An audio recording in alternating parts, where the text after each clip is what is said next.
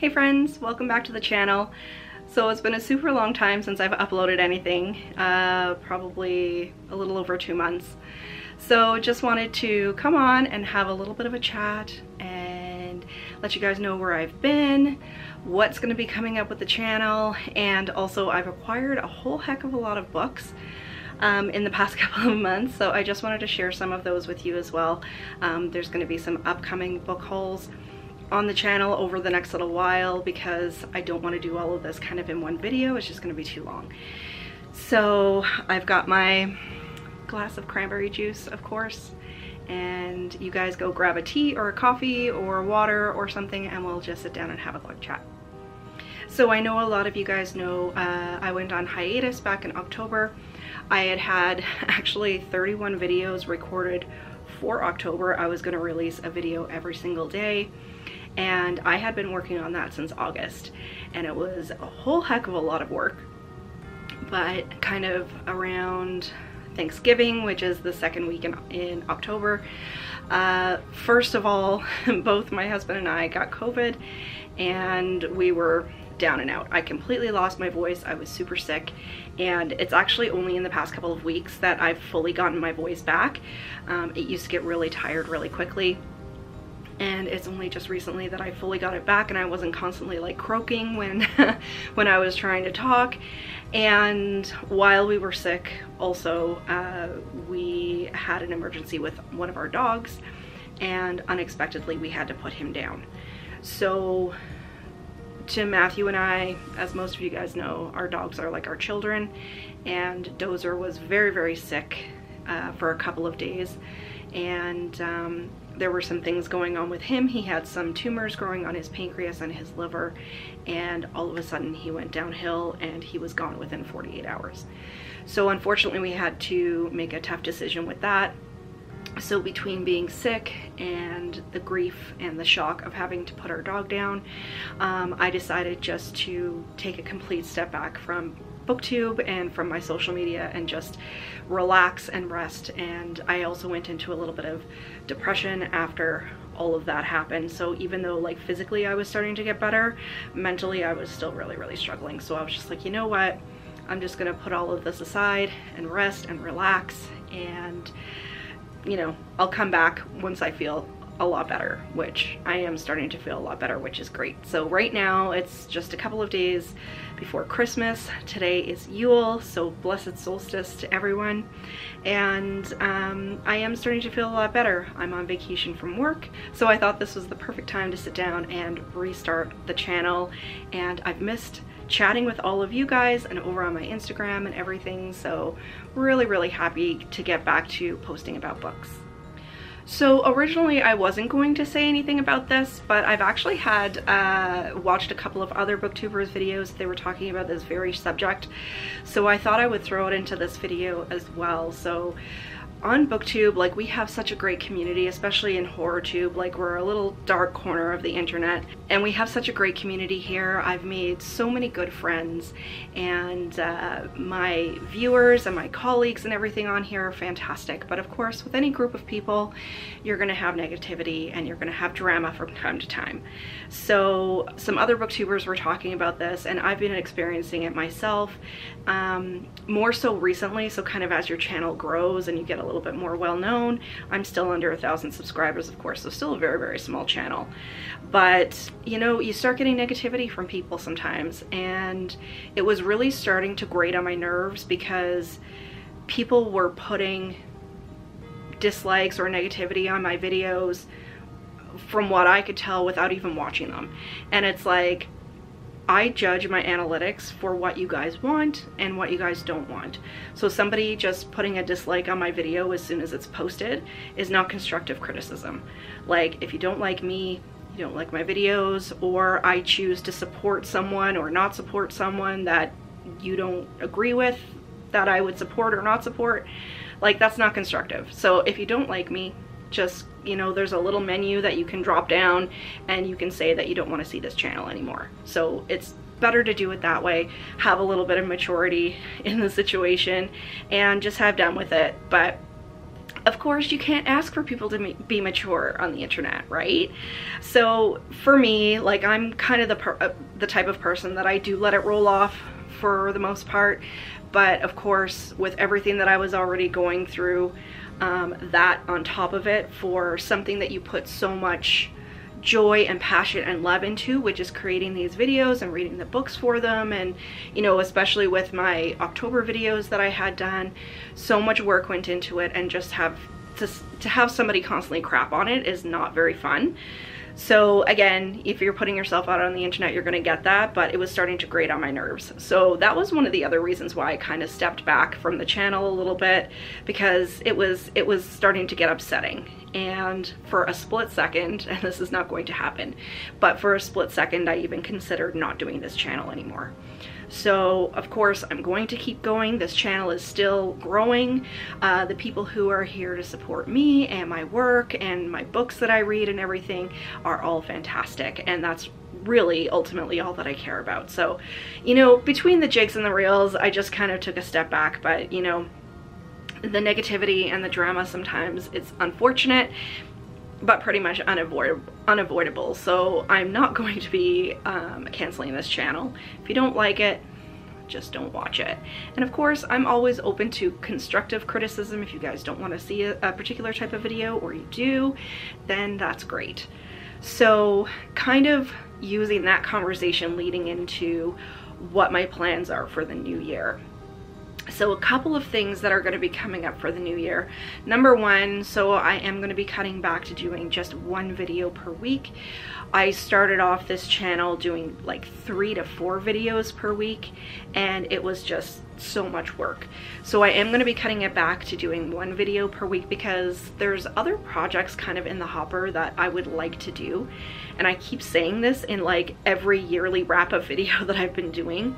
And I just haven't been able to get to them, because besides, like, you know, I work full-time and everything, and then doing Booktube, it just kind of accumulates all of my time. So, and the other thing is, like, I want Booktube to support my reading. I don't want to put too much pressure on myself to read because of Booktube, if that makes any sense. So I want to be able to dedicate more time to my actual reading and to other projects that I would like to do.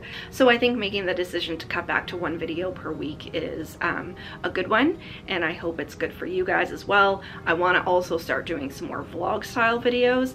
So one thing that I did a couple of videos around Halloween for this. So I would like to do reading vlogs where I'll read the book and then watch the movie. So I want to read more kind of book adaptations that have gone into movies, especially things that are kind of classic books and stuff like that. So I want to reread Dracula this year. I want to reread some other classics that I haven't read for years and years, or some classics that I haven't even had a chance to pick up yet. So I want to do that. So some book to movie adaptations, some vlogs in there. I had a lot of fun with the vlogs that I did in October, and they had some good feedback on them as well. So going to be doing lots of that. And another thing that I'm going to be doing, and it's funny because I had this in my head before I even watched anybody else's videos, but in 2023 I'm going to kind of hop on the train of a book buying ban, or, you know, read however many books before you buy a new one. So on my shelves, as you guys know, I love vintage horror. Vintage horror really has my heart, especially with the YA series and the middle grade series and stuff like that. And I love collecting. But instead of just buying more shelves and buying more books at this point, I want to try to clear off some of the shelves of the books that I just bought to read once, basically. Like, they sounded good to me, but they're not something that I'm gonna hang on to.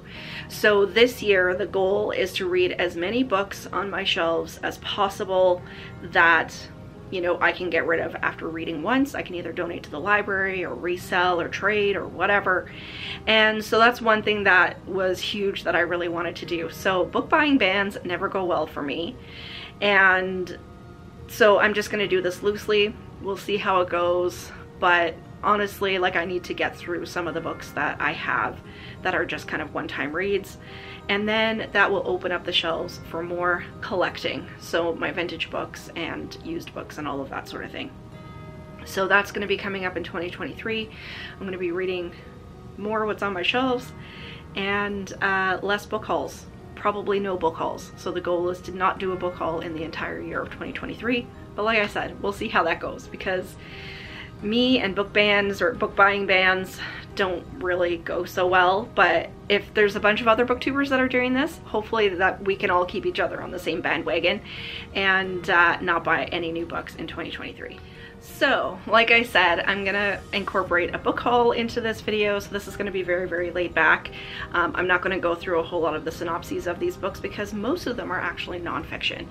So in this video, I wanted to do all of the ghosty kind of books that I bought. So I have a lot of like true ghost stories of particular places, especially in Canadian cities.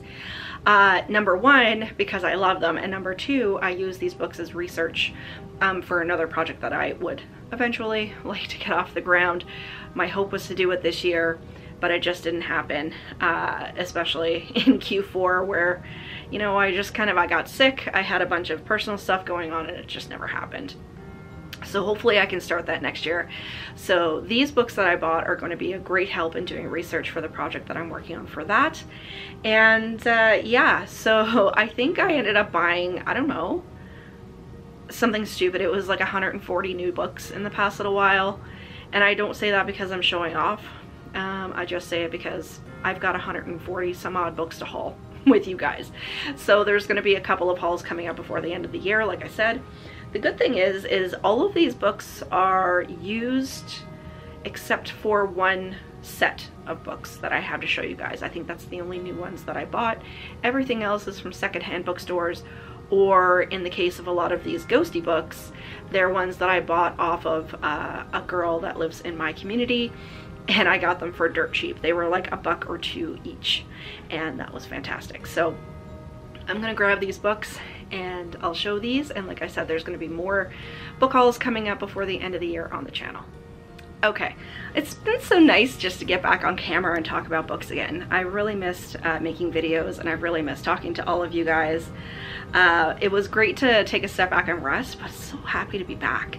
So anyway, first book that I have is this one. It's called Ghost Stories Chosen by Robert Westall, a haunting collection of supernatural tales. So this is the only one I believe that's fictional.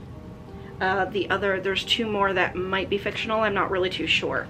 But this one is just a collection of stories, mostly from well-known authors actually. So we have Franz Kafka, Charles Dickens, M.R. James, there's a bunch of Ray Bradbury, there's a bunch of really well-known authors in here. So short stories that these people have written over the years.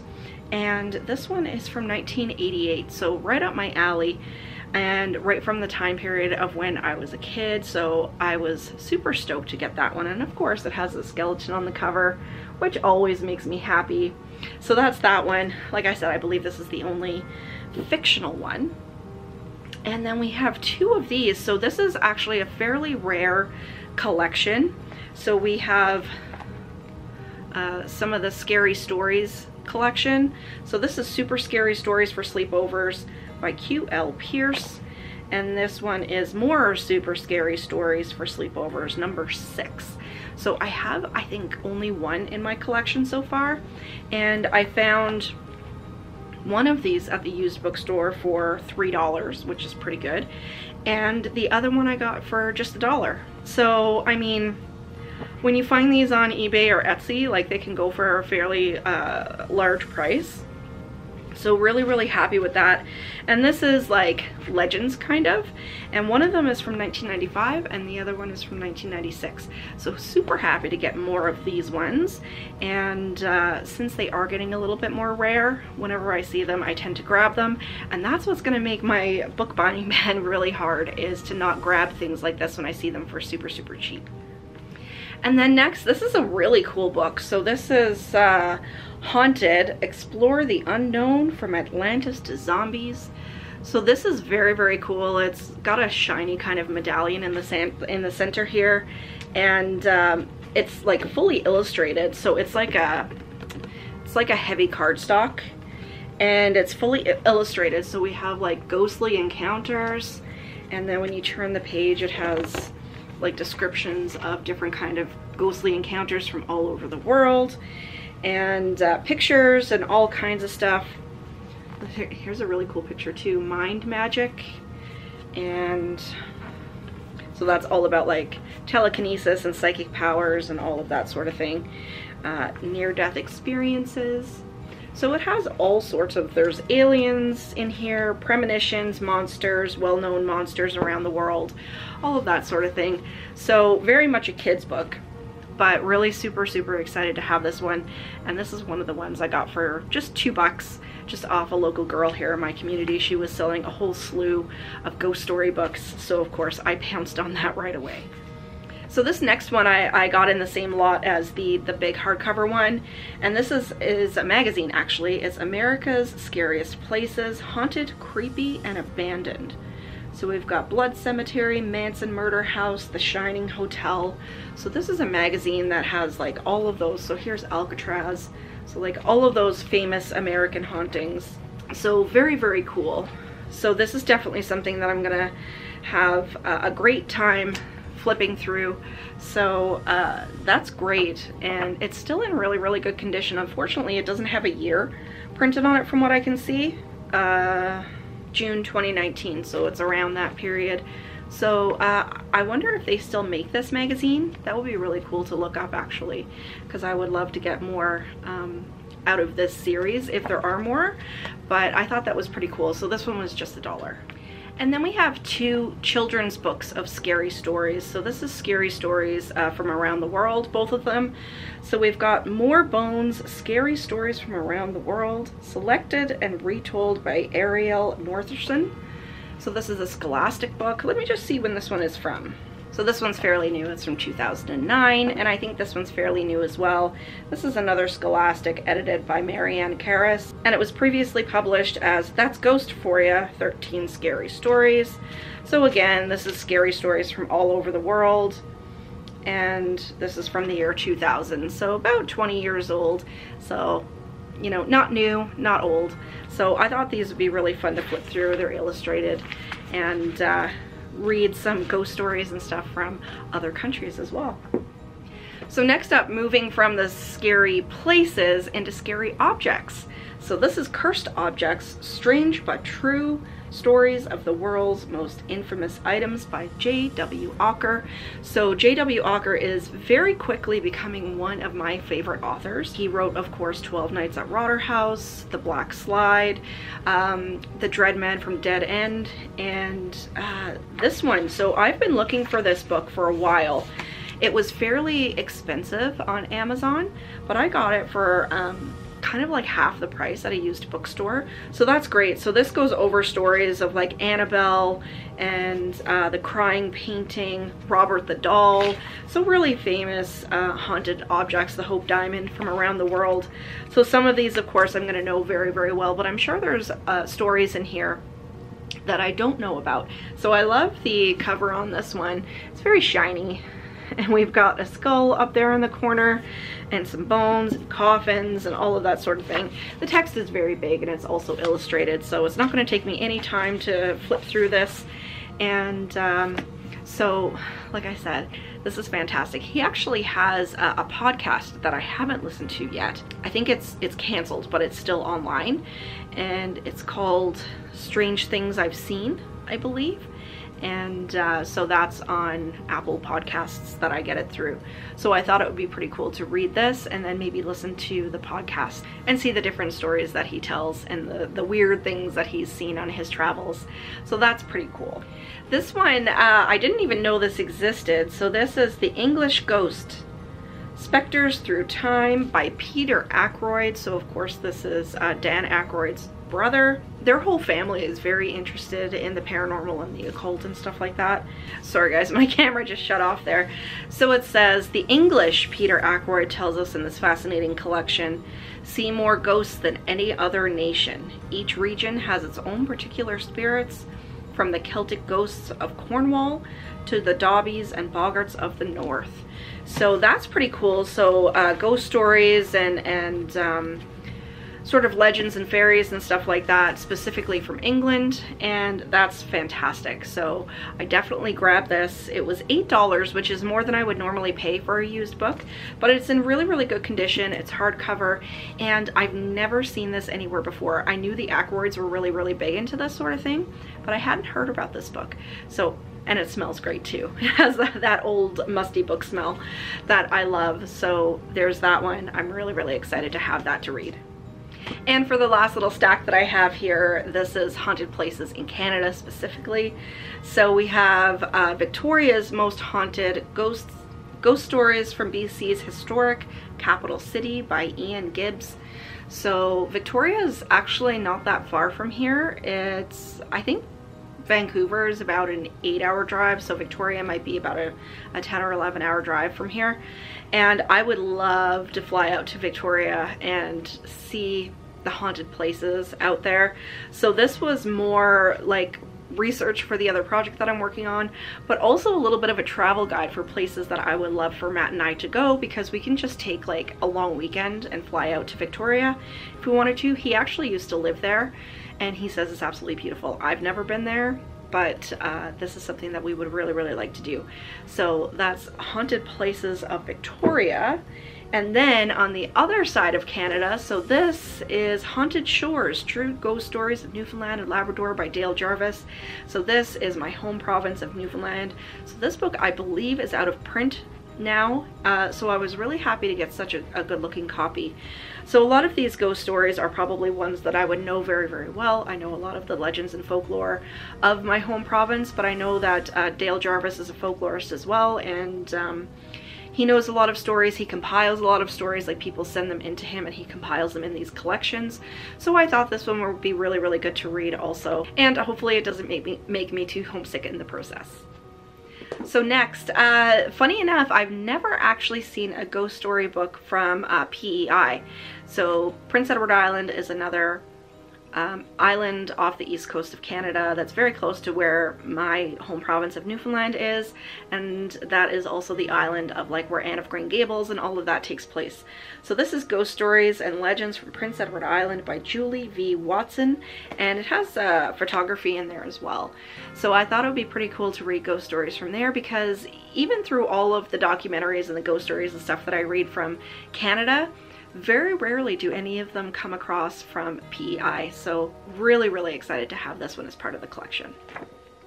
And then the last books that I have here are all by Barbara Smith, who is a Canadian author that compiles all of these ghost stories. She has a whole slew of ghost story books of Canadian ghost stories, and although her writing isn't absolutely fantastic, I just love reading the stories. So the first one we have is Great Canadian Ghost Stories, Legendary Tales of Hauntings from Coast to Coast.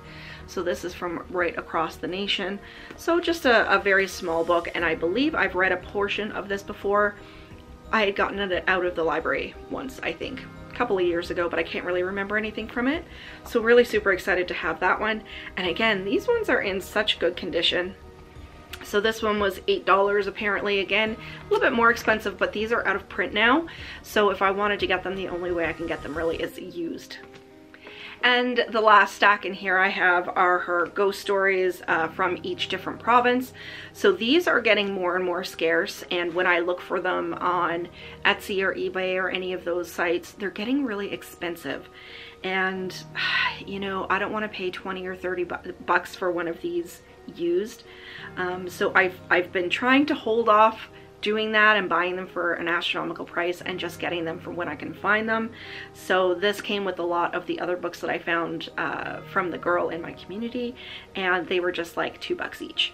So we've got Even More Ghost Stories of Alberta.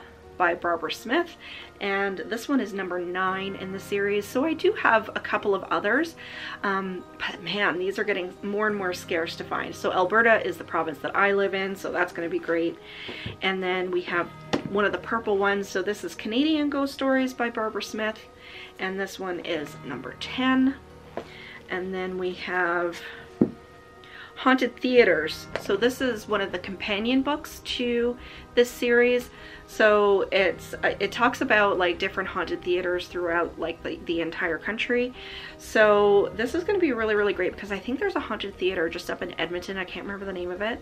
So I'm sure that one is in here. And one of my kind of bucket list items to do would be to literally travel across the country and see like Canada's most haunted places. So these kinds of books are great to actually learn about those places because, you know, Canada's a big country, obviously, so I don't know about a lot of the places in other provinces other than Alberta and Newfoundland, so thought that one would be great for the collection. And then this one's outside of that collection. This is Horribly Haunted Houses, True Ghost Stories. So this one is actually just haunted houses, not just, you know, theaters and other places like that. And we've got this little skeleton dude on the bottom. He's really cool. And this is just a very small, you know, sort of middle grade book.